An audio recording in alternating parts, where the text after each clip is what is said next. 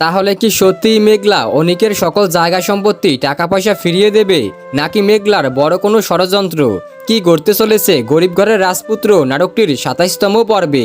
Hello নাটক lovers, কেমন আছেন সবাই? আশা করি সকলেই ভালো আছেন। ইতিমধ্যে আমরা সকলে গরিব ঘরের রাজপুত্র নাটকটির ২৬তম পর্ব দেখে নিয়েছি। সেখানে আমরা সুন্দর সুন্দর এবং ধামাকা ধামাকা কাহিনী দেখতে পেরেছি। এখন আমরা সকলে ওদের আগ্রহ সহকারে বসে রয়েছি নাটকটির ২৭তম পর্ব কবে এবং কোন চ্যানেলে প্রকাশিত হবে।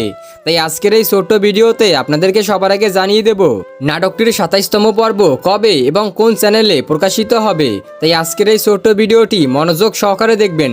তো বন্ধুরা, ধীরে ধীরে কিন্তু গরিব ঘরের রাজপুত্র নাটকটি জমে উঠতেছে, কেননা এখন আমরা দেখতে পারবো রাতুল কিন্তু আগের মতো গরিব হয়ে যাবে।